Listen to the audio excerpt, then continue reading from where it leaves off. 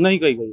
जब से मेरे गांव में ग्राम प्रधान श्री विक्रम सीमा सैनी वाइफ ऑफ विक्रम सिंह बना है, इसका चाचा दुकानदार है, ये सोच रहा है कि ये दुकान सस्पेंड होकर मेरे भाई का ही लग जाए, इसलिए ये एक षड्यंत्र है। खाली पैसे का दबाव मुझ पर बनाया जा रहा है कि ये दुकानदार पैसे दे देगा, ऐसा कुछ भी नहीं है। जिसके संबंध में मैंने बार बार उप जिलाधिकारी महोदय को, पूर्ति विभाग लक्सर को, हाँ जितने भी अपने दस्तावेज है सभी को संलग्न कर अवगत करा दिया जा रहा है बार बार। यानी कि झूठा आरोप लगा रहे हैं। हाँ, झूठा आरोप मेरे उपभोक्ता तो शायद नहीं लगा रहे, पर उनसे लगवाया जा रहा है, जिसके संबंध में ग्राम प्रधान सीमा वाइफ ऑफ विक्रम सिंह इन लोगों को भ्रमित करता है।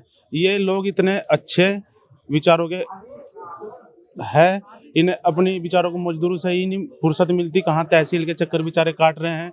इससे पहले इन्होंने मेरे कभी कोई शिकायत का मौका मैंने नहीं दिया, ना इन्होंने मुझे दिया।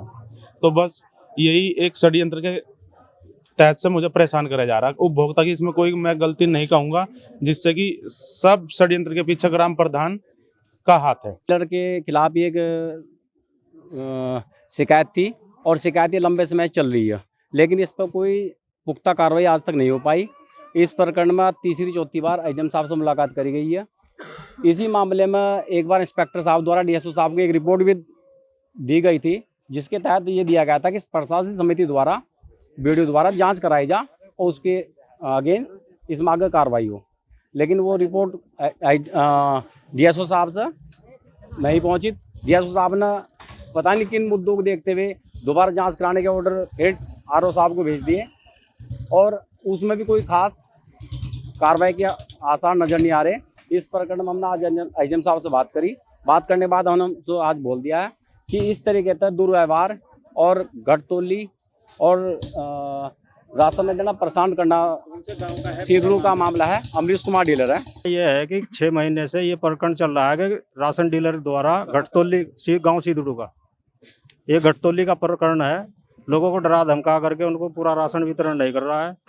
6 महीने पहले वितरण प्रणाली के तहत जांच एआरओ इंस्पेक्टर जो है ना, इन्होंने दिनेश शर्मा जी ने पूरी कर दी थी और डीएसओ साहब को भेज दी थी, लेकिन वो दोबारा फिर से जांच भेजी गई है। इसका कारण क्या है? एक एआरओ पद को नियुक्त करने के लिए उतनी ही शासन प्रणाली से गुजरना पड़ता है, लेकिन डीएसओ साहब को अगर एआरओ पे विश्वास नहीं है तो कार्रवाई उसके खिलाफ की जाए, अगर उसकी जांच सही है तो फिर डीलर के खिलाफ की जाए।